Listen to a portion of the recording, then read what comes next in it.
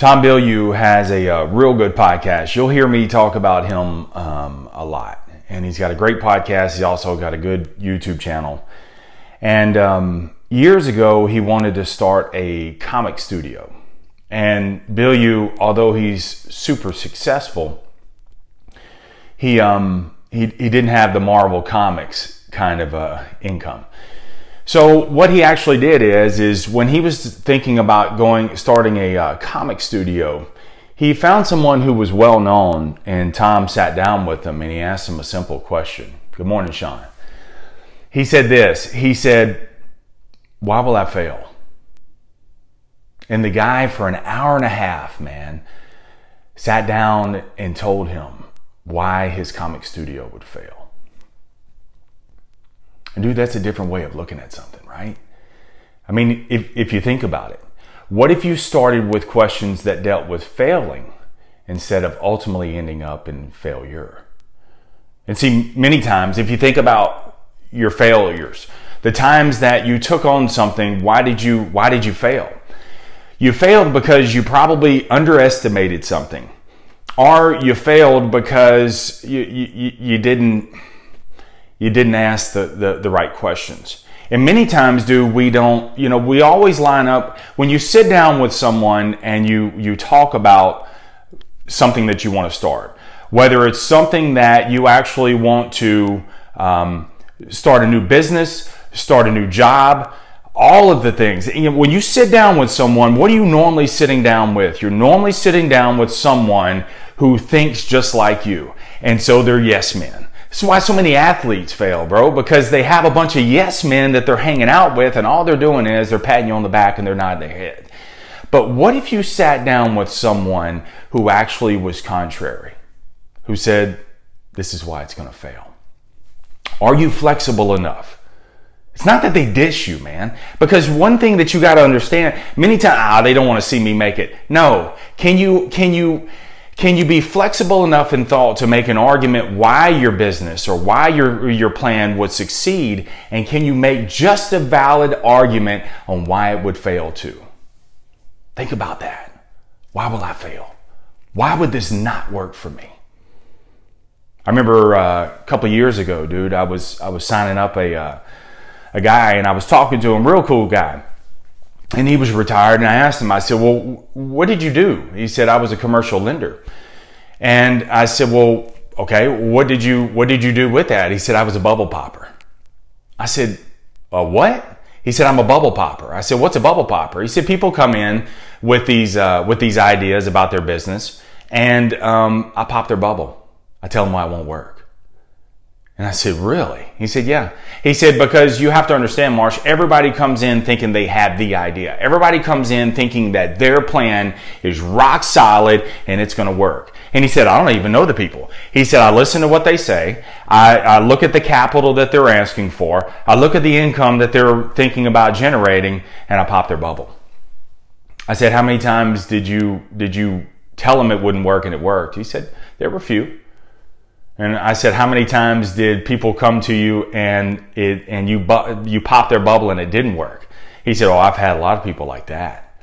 He said they would run across the street and sell somebody on their idea. They would get the loan and they ended up going under. Bubble poppers.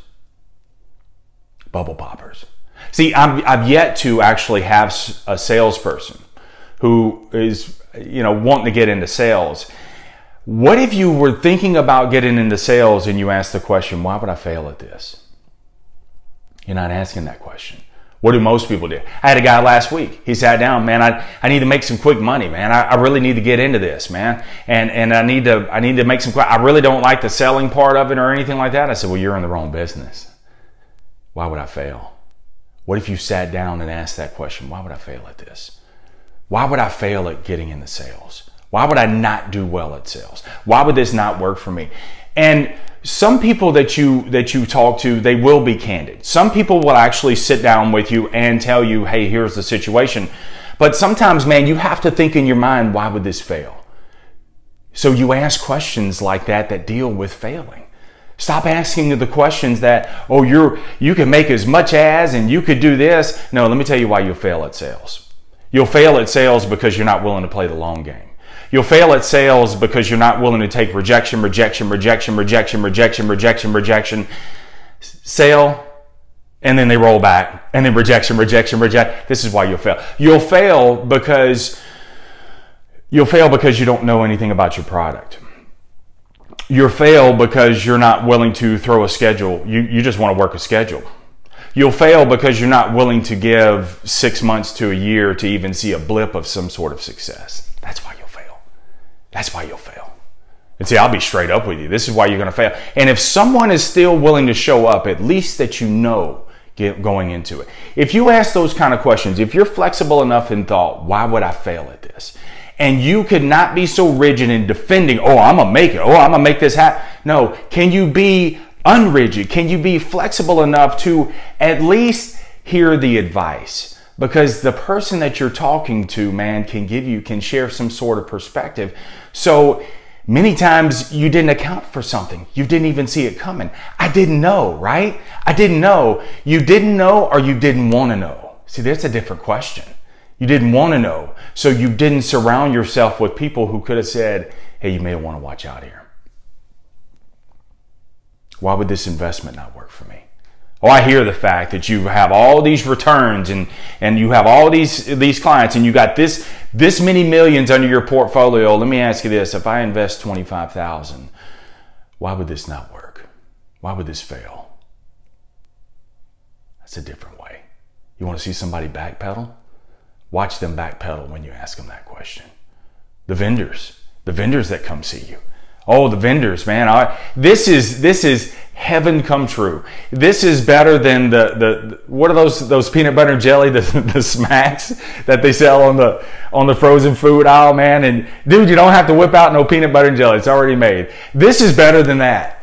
And the vendors, man, who come pitch you and you're listening to them and you're saying, man, this is my dream come true. I need this in my business. But what if you asked him after all that, man, that sounds really good. Let me ask you this.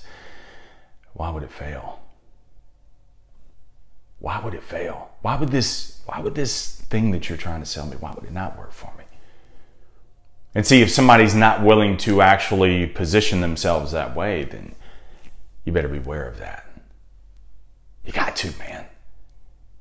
Or this weight loss that you want to lose, this 70 pounds you want to lose. Why would you fail? Oh, I'll tell you why you fail. You'll fail because you're not consistent.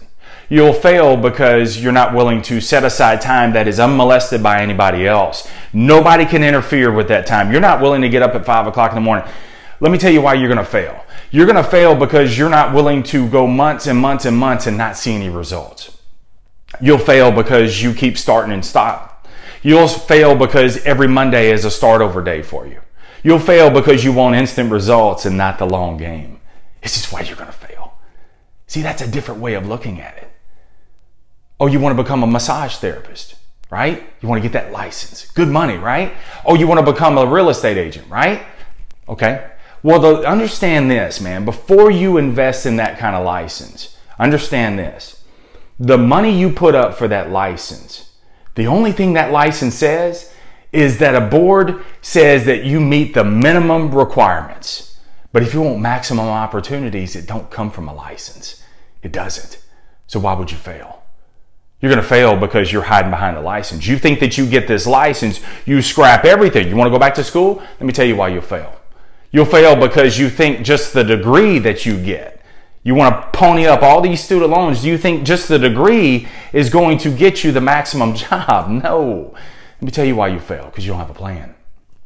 What are you going to do? You know how many people, graduates, or about to be graduates that I talk to, and I say, well, what's your plan? I don't know. Whoa, $60,000, $70,000, $80,000 that you've just invested and you don't know? Give me $80,000. And then I tell you, I don't know what I'm going to do with your money. That's what you're ultimately saying. Before you get into anything, man, I'm not trying to diss what you want to do, but why would it fail? The podcast, the Sales Life podcast. Before I started that thing, man, 437 episodes later, why would it fail, Marsh? Why would it fail? Because you're looking at a guy who was an ultimate starter but never finished much of anything. And see, the weight loss was the first thing that I actually finished in my life. And then the weight loss is what gave me the springboard. If I did that, then actually, maybe I can do the podcast too. Why would it fail? It would fail because I'm not willing to give 2 hours every single day. I just don't have that kind of time. So what could you do? See, when you ask questions, why would it fail? Then you actually position it, well, it would fail because I can't do 2 hours. Well, what can you do? See, I asked that question. Why would this fail? I can't do 2 hours. What can you do? 10 minutes. And at the time when I first started the Anchor app or using the Anchor app for my podcast, they only gave you 5 minutes. So I said, you got 5 minutes to write it and you got 5 minutes to actually record it. And that's it. That's all I had. But can you do this every day? Every single day for 1 year. That's what I said. Every single day. Can you get 365 episodes out? I did it because I walked in, and that's what happens. People start YouTube channels, people start podcasts, people hire a workout program. They hire somebody thinking they're going to get the instant results, and bro, it's not going to happen. It's not going to happen. Before you start anything, just ask yourself, man, why would this fail? Why would this not work for me? It's a contrary way. See, everybody is jumping onto online platforms. Everybody is subscribing to these things. The gym membership at the beginning of the year, everybody is jumping into something. I get the fact that you want to change. I get the fact that you want something new. I get the fact that you're sick and tired of being sick and tired. But before you start anything today, why would this fail? Why would this not work for me? And what it'll do is it'll give you that perspective. If you don't have anybody else in your camp, you be the one. You be the one. You sit there and you argue why this is going to fail versus why it's going to succeed. You already think in your mind. Every question that you ask is geared for success, but why not ask the question instead? This is why it'll fail. This is why it won't work. And then attack it. See, Tom Bilyeu still started his comic studio. He just sat down with somebody for an hour and a half that told him an hour and a half reasons on if you invest millions of dollars, here's why it's not going to work. Here are the odds that are up against you. He did it, and he's doing it, and you can too. But the first question you start with are questions that deal with failing instead of ending up in failure. Have an amazing day. Stay in the sales life.